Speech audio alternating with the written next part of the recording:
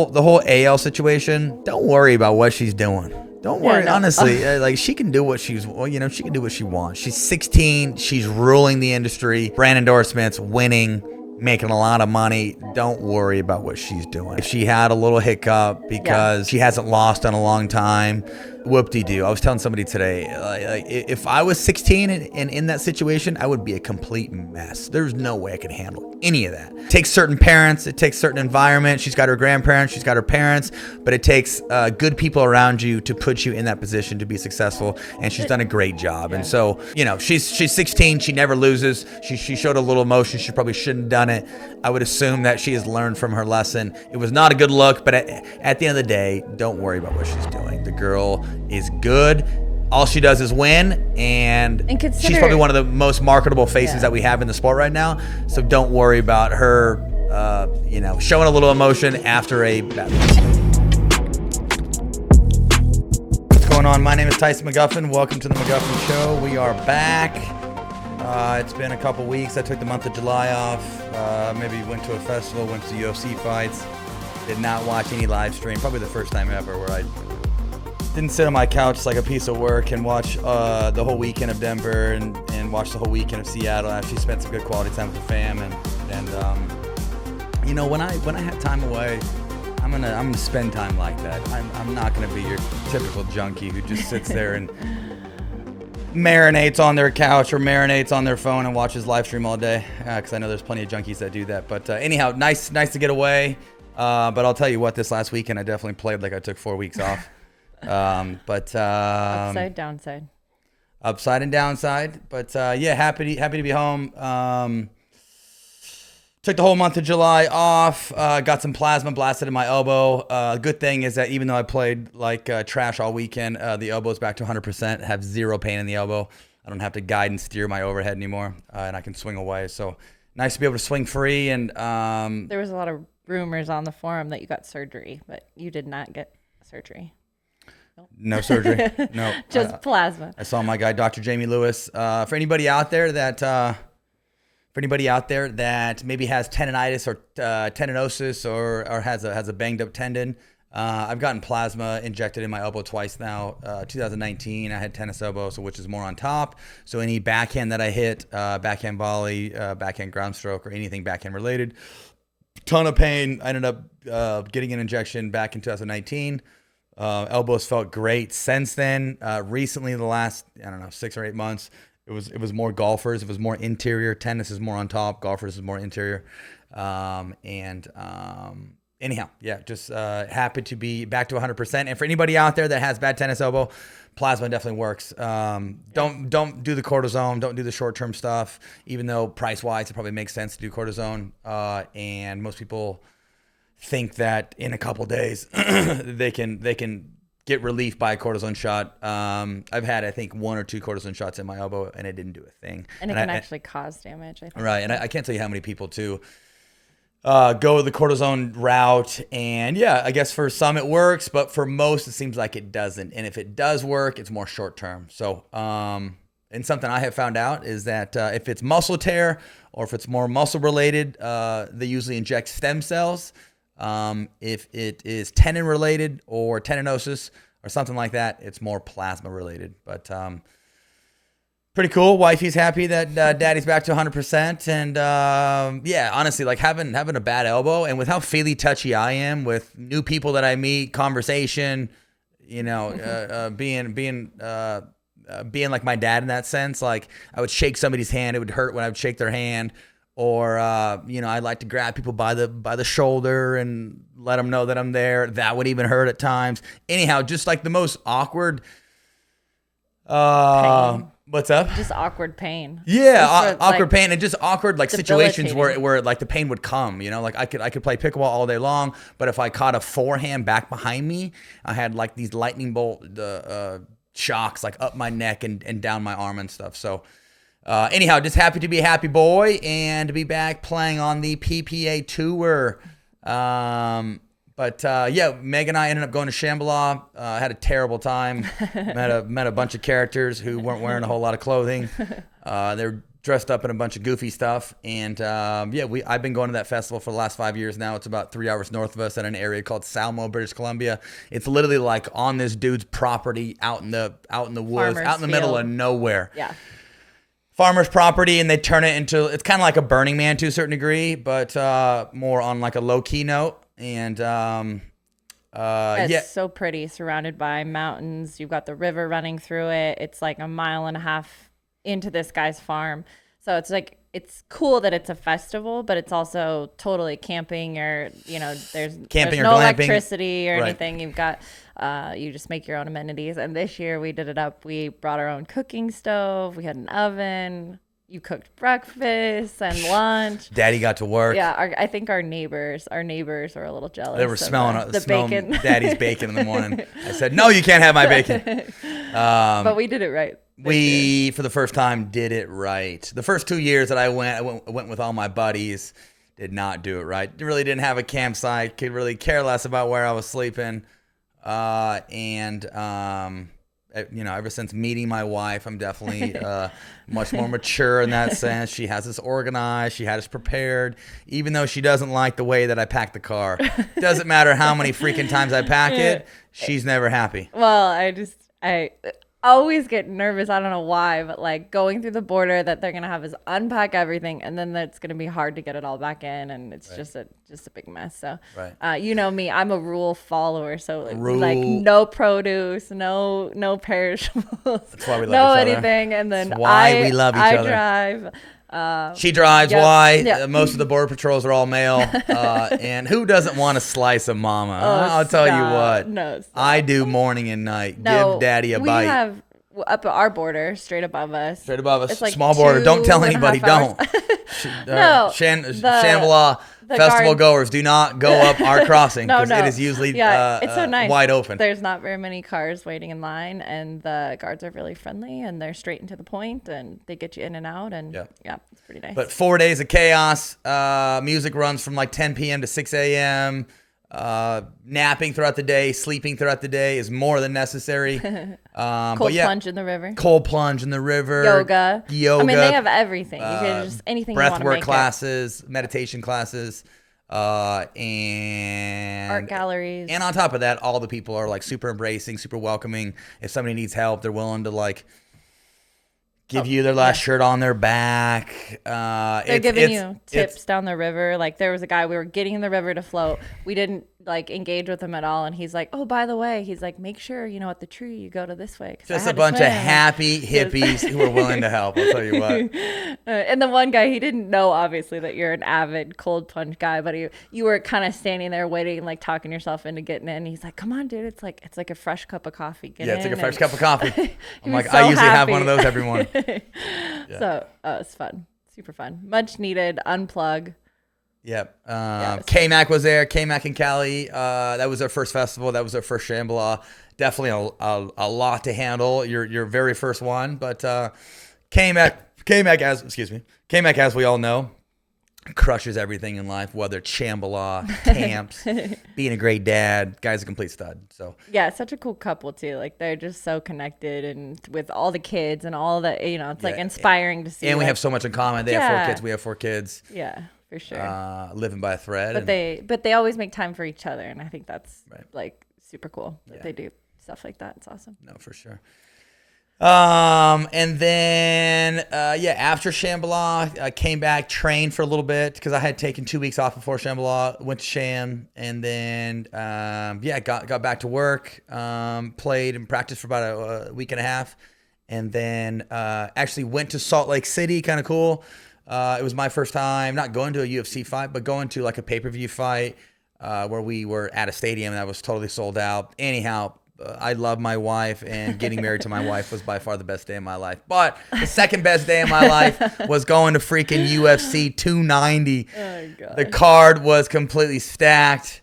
Gage's head kick after like 6 hours of watching fights at like 10:30 at night, him knocking out Dustin Poirier.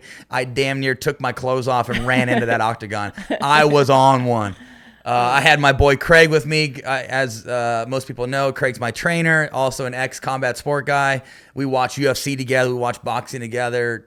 So, being able to be at that venue, have that experience with Craig. And it was so funny. We actually, the prelim started at 5 o'clock. Craig and I were there by 4. Okay, Craig and I literally stayed there for like a 6 or 7 hour session, watched every single second of those fights, marinated, had way too much fun. Celebrities all over. Huge shout out to Ben Greenfield. Benny is the man of all men. Ben got us a ticket, got us VIP, totally took care of us. Ben's been a great guy to have in my corner. Ben's a big health and wellness guy that has a massive podcast. If you guys haven't checked out Ben Greenfield, please do. You can follow Ben on socials. You can follow Ben on Twitter. You can you can check out his website or follow his podcast. But huge health and wellness guy. Yeah. He's wrote a bunch of books. He's been on Joe Rogan's podcast, and he likes some combat sports as well. So we all went. And on top of that, this guy that owns a jiu-jitsu gym in Spokane. Can't remember what his first name is. Total stud. Craig knew him from the combat sport world. And Ben takes grappling classes from this man. He was there as well. Anyhow, 4 dudes tearing it up. I can't tell you how much testosterone was in that building. There were so many fans walking around. And they had their Dustin Poirier shirt on or Conor McGregor shirt on. And I can't tell you how many fans I saw literally that were shadow boxing walking around. So many, it was probably 80% dudes, so we stayed downtown Salt Lake. It was at the Delta Center. Totally sold out and damn good time. On that very next day on Sunday, I ended up flying to Orange County. And then practice in first. Yeah, and then spent Monday through Wednesday kind of cramming, getting some good touches in. Everybody knows I'm definitely not getting good touches here in Coeur d'Alene. So anytime that I, show up to a tournament, I usually try to get there first and get as many high-level touches in as I can. That way I understand the pressure. I understand how fast the pace is and stuff like that. So ended up showing up Sunday night. Did 2-a-days Monday, Tuesday, Wednesday. Did a fun segment with Skechers at a news station in LA called KTLA. I was live. Your boy was live. Anytime that I've done those little live news things, I kid you not, I always hit it out of the park, but the actual pickleball and the demonstration of it is always trash. This little makeshift court that they made for us, it was fine, and we had the anchors out there, and I was kind of talking them through playing, and then I ended up playing in with the anchors, but couple things. There was no center line, so we tried to play doubles, but there was no cross court service box that you could serve into. So the gal that I was playing with, she just kind of served it in there, and we played it out. Anyhow, we ended up winning 5-0, which made the most sense because TV wise, you only have so many minutes. Right, totally. But we ended up leaving that morning and bright and early. Got to the news station, went in the green room, hung out for a couple hours. Brought Ty Man with us. Brought Ty with us. Loving it. Ty was, God. If anybody loved that whole thing, it was totally Ty. Ty was live on TV as well. Ty was acting as the ball boy. It was so funny as well. As we were playing points, so I had did my little speech, and then directly after that, they kind of put us on the court and had us play doubles. And so there was 3 anchors and myself. Ty was acting as the ball boy. And so if a ball got lost, Ty was supposed to throw a ball into us. Anyhow, it was so funny. It was 0-0. We ended up winning the first point. And the first ball that Ty throws us, literally it's like a fastball. He throws a 95 mile an hour fastball right past us. And so I didn't want to go chase the ball down, so I'm like, Ty, toss it again, but toss it nicely. It was kind of funny. Gentle. That's so funny. Yeah. But those little news things too, they run so fast, and the timing of it is always just very fast paced. And I always envision having 2.5 minutes of not being interrupted when I'm talking, and it never happens like that. 20 minutes into me talking, the anchor that was doing the interview ended up getting hit on top of the head with a ball, and they were laughing and stuff. Anyhow, there's just a lot going on in that little segment. You have to be very flexible. You have to be very and you flexible just have to roll with kind of act as punches. like the entertainer, bring the energy, kind of like how we do in camps. Expectations. Yeah. Sure. Anyhow, Skechers, I was supposed to talk about kind of pickleball. They had like 5 set questions for me. Me as an athlete, the PPA Tour, I kind of talked about MLP as well. And then like the main focus of the segment was talking about the Skechers shoe. And I think pickleball, it was for Pickleball Day, which I guess is August 8th. It was for Pickleball Day, which was yesterday. Oh, interesting. Yeah. But yeah, no, we had to kind of roll with the punches. That was kind of funny. I didn't realize that they would be using Ty and I, and we were 3 days with no luggage at that point. So we didn't really show up. Go ahead and just tell everybody about that trip. Oh my God. I'm glad I wasn't on it. It was a little bit of a nightmare. We took a late flight. We would have taken an earlier flight, but normally when you're home, we fly out late Monday so you can get all your training done and everything in the morning. So we just ended up trying to coordinate and change 4 flights with kids and everything. We already had upgrades and stuff. So I said, let's just leave it. Ended up flying out late. We got to Seattle. We go to pull in the gate. There's a mechanical error, so the plane can't move. And so we're rushing, go to a different gate. This super sweet gentleman in first class, like totally suit and tie and everything, and he's running through the airport with us. We've got Mac in the stroller, carrying Banks, Ty's running. We get to the gate. You're on the phone with the gate, like trying to hold it open, and then of course it closes just as we pull up. So missed that flight. We're encouraged to go stand in line like an hour and a half later for an LA flight. The gate agent got really flustered, ended up closing the doors early. People couldn't even get on the flight, so we waited kind of for nothing, stood in line forever. Got a hotel, stayed there, me and the kids. We got like 4 hours of sleep, got up, took a flight at 6:30 a.m., got to our condo. There was only one fob and one parking pass. It's just one thing after another. But those complex buildings are such a pain in the ass. We've stayed at a complex like that in Atlanta, and same thing. It's like all the parking is underground. There's no service in the underground parking. So if you get lost in there, if you lose your fob, it's like, what the hell do you do? You're just is there like an emergency button that I can hit and then people come down to help me? Anyhow, I'm not a fan of any of that. I told my wife, I said, sweetheart, from now on, Airbnb will gladly pay. Well, I don't care. So what we found out, because we couldn't find housing around there, but we found out that we had several options of housing, but it all kind of fell through. Honestly, it was just one of those trips where we probably had like 3 or 4 different people that all kind of offered homes. And nothing went through. Yeah, I think too, one of the difficult things is it seems like, at least in Costa Mesa, maybe Newport Beach too, like they've outlawed short-term rentals.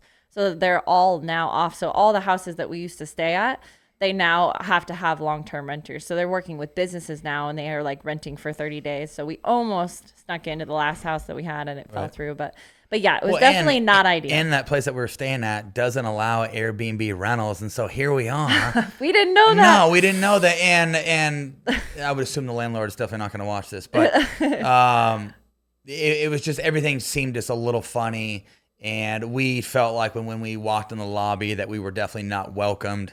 We were definitely not. I don't know. But like 2 days in, we're like, okay, there's something very fishy here. We don't feel welcomed. There's only one fob. We have no access to the pool. Apparently, his privileges got because of bad renters. Revoked. Yeah. I'm just like, how is this falling on us? We've just had 5 homes that have fallen through. And now here we are in this paying premium hellhole. Here. No, it was tricky, but we ended up switching to a hotel right across the street. Had pool, hot tub, so everything. Much space. It was a little cramped, but we could appreciate some tight spaces now with kids. But our kids took one night to acclimate, and then they slept like champs, and they were glad to have the pool, and it worked out. So roll with the punches. I kept telling you the whole trip, just one after the next thing kept happening. And I was like, God's testing us. Something good is going to come out at the end of this. I know it. We just got to persevere. So, but it'll definitely make our other trips seem easier. And to be honest, I mean, even Delta, right? Like that's the first flight, I think, knock on wood, but that I've missed in, I don't even know, a year or more. So I feel like they do a pretty good job. Take care of your platinum members, Delta. Yeah. Take care of your platinum diamond, and take care of my gold status member, Banks. She always gets first class. Oh, she always gets first class. Bankers flies in first class. I love her. Okay, and then moving on to Thursday. I've said this before. Usually if my wife and I are fighting or if there's not a good connection, if there's something going on, Daddy usually plays like poo-poo. I kid you not. I woke up Thursday morning, had zero confidence. I've been getting a bunch of ball machine touches in Coeur d'Alene for about 2 weeks, whoop-de-doo, and then had zero confidence leading into Thursday. I told my wife Thursday morning, I'm like, I'm not going to play. I literally, for like the first 3 hours, I'm like, I'm not going to play. Like, I feel like crap. I'm in an awful mood. I have zero confidence. The last thing I want to do is go get beat up by somebody I have no business getting beat up by. Ended up swallowing my pride, got my ass out there, played halfway decent. Beat Tardio in 3, beat Alshon in 3, lost in 3 to Gabe Joseph, and then lost in 3 to J-Dub. And it was like one of those. It was one of those tournaments where I could keep the level high for like a game or a game and a half, and then the level just got bad in a hurry. And what I mean by that is when I played San Clemente about a month and a few weeks ago, I don't think I lost a game on Thursday, and I definitely did not lose a game to Connor in the finals on Sunday. And so when I'm in that mode, like I'm seeing the ball big, I'm able to like sustain my level a long time. I'm not second guessing myself. I'm not spraying returns. I'm nice and strong on my edges. Like when guys are trying to pass me, I feel strong. Like when I'm out and extended and I'm kind of able to use my shoulder a lot more. Anyhow, this time around, I played like how I played in San Clemente game 1, and then it went downhill real quick. So and no discredit at all to Gabe Joseph, because the guy played lights out, and that's the best I've seen. That's the best I've seen Gabe Joseph play. And how much depth he was able to get on a serve and how much depth he was able to get on the return in game 2 and 3 was much better than my level, and something that I haven't seen out of Gabe. And what's kind of funny is that my score line with Gabe was identical to my score line with J-Dub. Won the first game 11-2 and then lost 5-4. And I'm pretty sure in both matches, the last 2 games when I lost 5-4, I probably missed 10 returns. What a lovely singles match, right? There's no way in hell you can win a singles match by missing 10 returns, especially in games 2 and 3. So story of my life in singles, kind of lost the same way.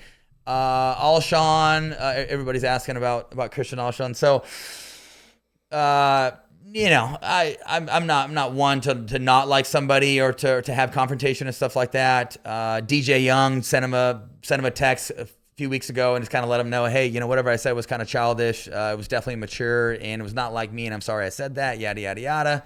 But Alshon, so not a lot of people like the guy.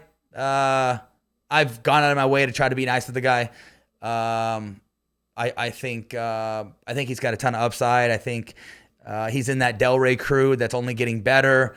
I mean, he's probably one of the most athletic dudes out there. I just think he needs to just get his head screwed on and maybe get out of his own way a little bit mentally, but talent-wise, scary good from a athletic standpoint, scary good. But something was said to me after the match. I don't think he meant it. And anyhow, so when I walked up to him over on his bench, I just simply said, hey, tell me what you just said to my face. And he got up, wasn't able to say a whole lot. I said a little something back, and I would assume that we're still going to be boys, but I think you said too, like it was like you could tell it was like such a heat of the moment type deal, which isn't. Yeah, he was right. I think he was trying to say sorry, but he's just a competitor, and I was able to fight off some match points in game 2. I don't know if he was mad that I was getting the crowd kind of on my side and getting the crowd riled up there at the end of game 2, but it was definitely not directed at him. And then moving on to mixed was not pretty. Lacy and I ended up beating Hurricane and Tyler first round, and then played AJ and Jesse. We both did not play very well. And then moving on to men's, B Long and I, was hoping that we could run back Red Rock. And there's been a lot of hype. There's been a lot of talk about Brendon and I. And personally, I thought he played well. We definitely mixed it up a lot more than what we did in Red Rock. Red Rock on doubles day on that Saturday, he was playing so well on the left and was dinking so aggressively, and with all that aggression was not missing. And so I just kind of had to be the setup guy and put a lot of balls in play on the right. This time around, we definitely mixed it up a bit more. We ended up beating James and Tyler in 3. That was a good win for us. And then we ended up losing in 3 to Matt Wright and CG. Got a lot of respect for CG. CG did a great job in that match. He was able to kind of sag way back as he does. He was speeding up line. He was speeding up middle.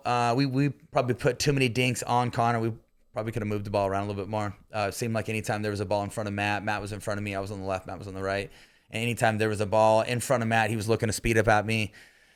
Anyhow, so it just seemed like, just judging by the patterns that we were losing, we probably should have put more balls on Maddie. Yeah, it's a dang good team. They ended up, I'm not going to lie, getting completely destroyed by the Johns. And then they ended up losing in 3 to Thomas and Julian. Anyhow, yeah, love my time playing with Brendon. I believe we have one more this year. I can't remember what tournament it is, but yeah, talk about a guy who plays with a lot of confidence, and talk about a guy who is very intense. Him and Matt Wright were definitely letting each other have it, if you know what I mean. So kind of a crazy story. So first round of singles on that Thursday. I'm playing this guy Marshall Brown. He's good friends with Rafa. I think he lives in that Alabama area, kind of near Rafa. But anyhow, I end up beating Marshall, beat Tardio, beat Christian. Now here I am in the semis, and I started my day out by literally not even wanting to show up. Like I was gonna pull out. Talk about a crazy day. I mean, literally after 4 weeks of being back, that whole day made me realize that maybe I want another break. I'm just kidding. No, actually, I think after that we talked about it's tough because we wanted the break, or you wanted to do the break, and I think last year it was an unintentional break that you had for a few weeks in the summer, but now we're like, shoot, we got to be a little bit more. We have to have a different plan, or we have to have a different expectation, right, when you come back. No, this is definitely not that. What is it? No, it's I don't know. It's silly. Like I played. Like the whole month of June, I was playing the best pickleball that I've played all year long, was finally healthy, got my shit together, was able to sustain my level in singles. The hands felt good in dubs. All those things add up to a very good recipe for me, right? So played San Clemente, gold in singles, bronze in men's, silver in mixed, and then all of a sudden I take 6 weeks off, right? And on top of that, I'd spent 3.5 of those weeks not playing at all. And then when I come back, I'm playing, and this is just a massive excuse. I spent 2 weeks playing with low-level 5-0s, and then, woke up a couple mornings, played with my 65-year-old 4-0 Jimmy, hit the ball machine a little bit, and then show up with zero confidence. Just, yeah, if I've taken that much of a break, I'm going to make damn sure to honestly get my ass to Orange County a week and a half early. Like I have nobody here, nobody. So when I've taken that much time off, I need to go see some high level touches, feel that pressure, have guys coming at my jugular. That way, come match time, come Thursday, I freaking know who I am. I know my identity, and I'm not second guessing myself because I've been grinding on the ball machine with 4-0 Jimmy, if you know what I mean. So. Yeah. So not lower the expectations, be more prepared, get more organized, and get the hell out of Coeur d'Alene 2 weeks early. So that's what it is. There you go. And for anybody that is dying to come play with my 5-0s, come on. Come to Coeur d'Alene. I think there's quite a few people that, if they could sew the pieces together, I think the summertime obviously is the best time to come up here, but year round, we have place to play, and we have soon to have courts in our backyard. All we need is 3 top 10 bodies, 3 top 10 bodies, and me. It's the best foursome. It's the best foursome in the country. Housing, food, everything's covered. Hangouts, campfire in the back. Housing and food is not covered. It is not. If we put them in the apartment, we usually utilize our apartment. We got CG coming tomorrow. CG's coming tomorrow. Come teach a little camp. That is accurate. Stay in the apartment. Talk to us about Disney. Oh, Disney. Disney was fun. We probably should not have told Banks about Disney at the beginning of our trip. We should have probably just waited until we were literally driving there, because she talked about Mickey's house the whole time, which is actually pretty cute. But all of that to say, when it was actually time to go to Disney, she was just so overwhelmed with emotions, up, down, left, right. I mean, she was just all over the place, but she wanted to meet Mickey Mouse. She wanted to go to Mickey Mouse's house. She was super excited to meet the princesses. She wanted to get a princess dress. Right. She had all of these things that she really wanted to do.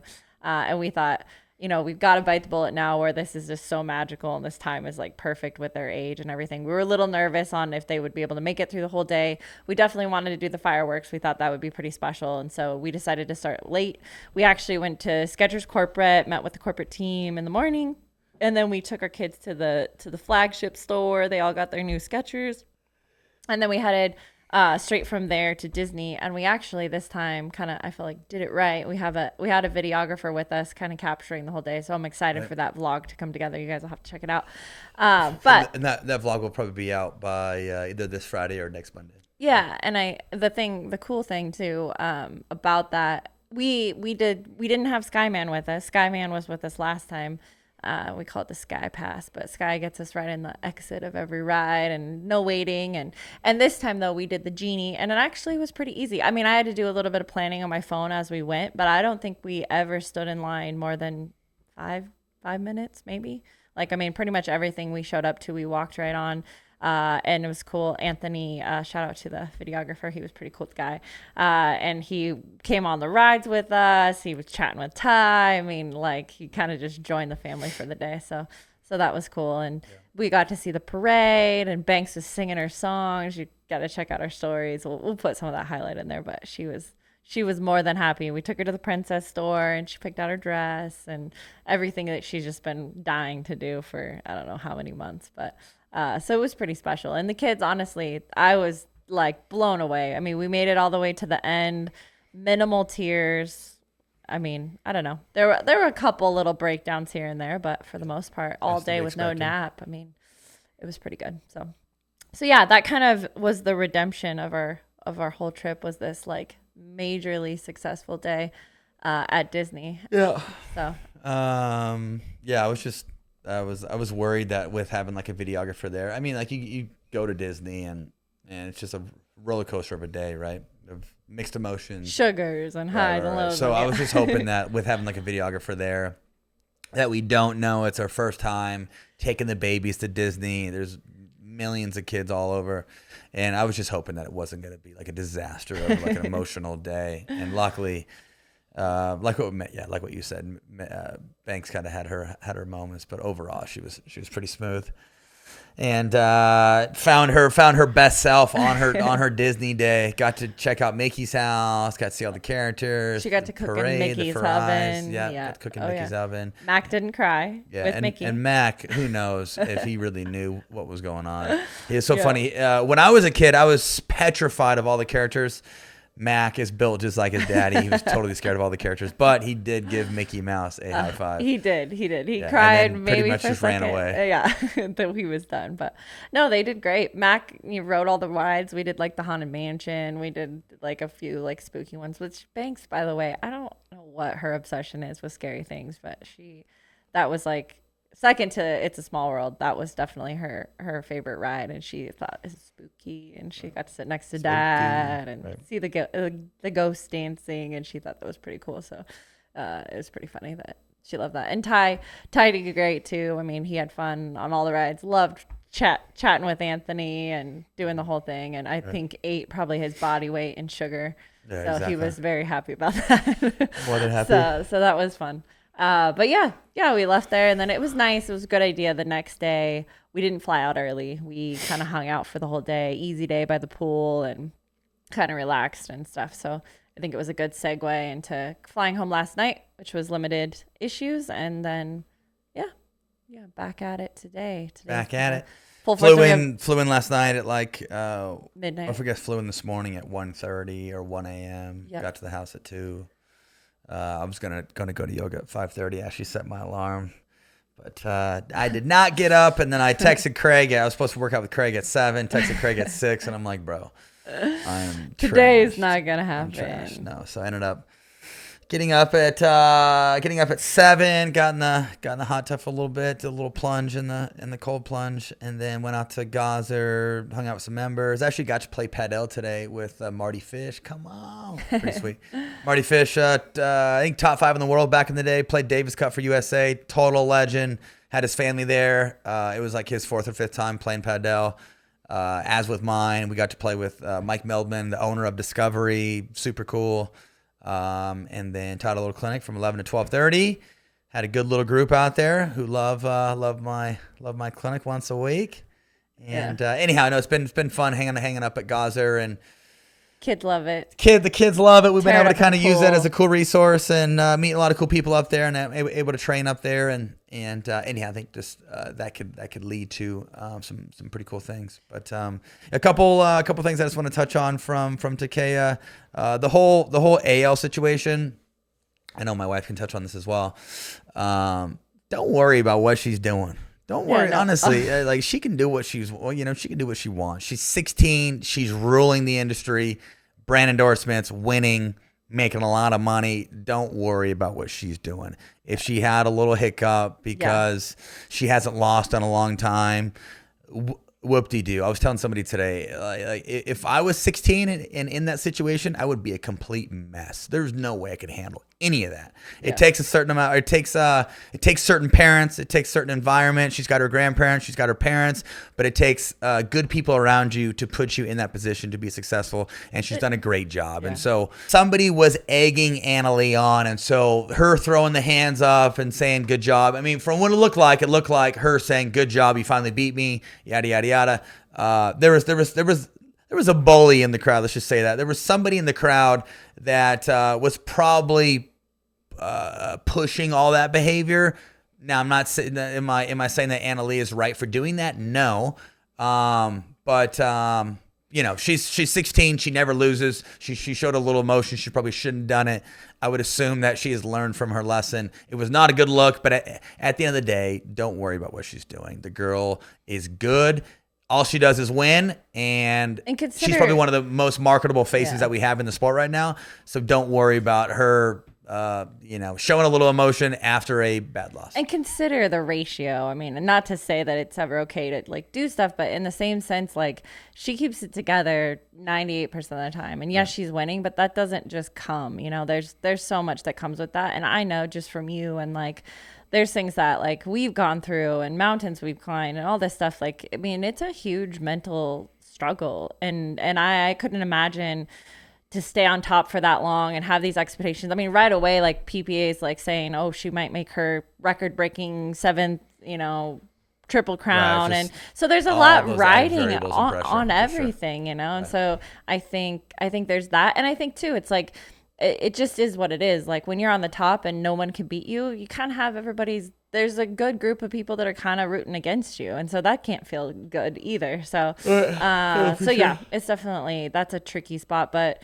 kudos to her for that being all that happened and for them to, come out of it and her show up the next day and play and kind of resume everything as is. I mean, kudos to her and such a good family, honestly. Like, I love grandma and she's, we've bonded over the grandkids or under, Mac and Banks and how she kind of towed Leigh around when, she traveled with her husband when he was a professional baseball player and all the above. So I think pretty high level family. Yeah, for sure. And I think, just take it all into play. It's never as simple as the surface that you see on TV or during a match and all the above. So have some grace and definitely look at the big picture. Look at from all angles, not just from one. And people say, like you should judge athletes not by their wins but by their losses. And I truly do believe that. But in this instance, with her age and stuff, I think that doesn't play a part, if you know what I mean. Another situation that took place was Yates Johnson. It just comes to show that anything can happen on any given day. Yates Johnson ends up beating Ben, and actually beats him pretty handily. Beats him like 6-7. Yates Johnson is using an Engaged Pursuit paddle.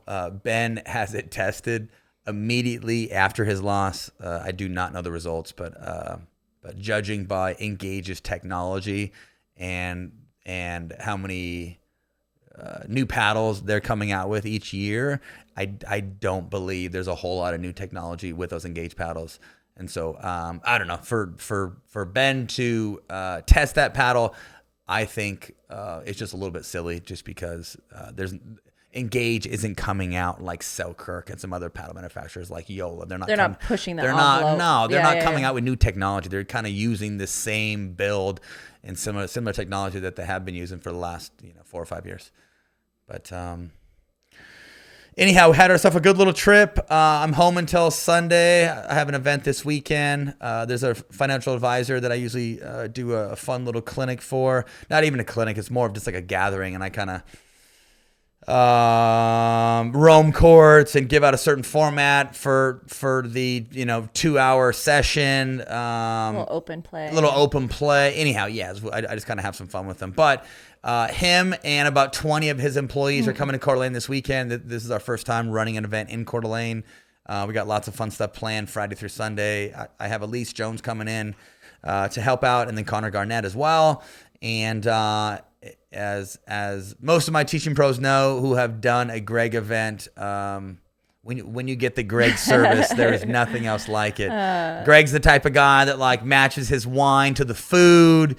He'll pay for whatever. He'll totally take care of you. And he's one of the nicest guys you'll ever meet. He's been a huge fan of mine. He's taken my camp a couple times.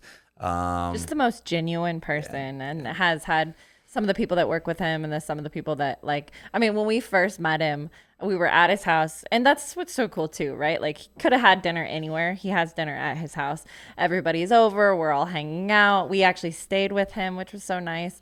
But everybody said, you met Greg, like, he's going to change your life. Like, he's just that kind of gem of a person. And so I've seen him, and even like K-Mac and Elise and like everybody he's met, he's like stayed in contact with, and like just such a cool guy. And his team is so cool. Like, ton of young entrepreneurs and, other people that are making it in their own way. And, so it's kind of fun. It'll be fun to have them all here and kind of in our backyard. And we're actually hosting a barbecue. Hosting a barbecue Friday. We're gonna do Beverly Saturday night, and then we're gonna run a boat on Sunday.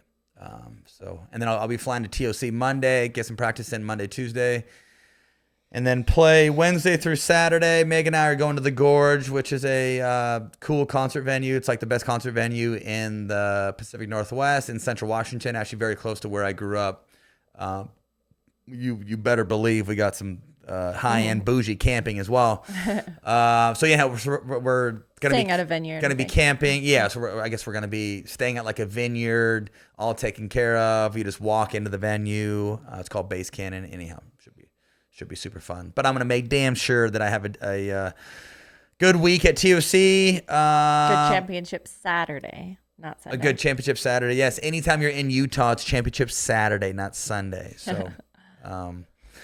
But yeah, with TOC, I've taken silver 4 times. I have won it once in men's with my guy, Matt Goebel, back in 2018. That was the very first major that I won.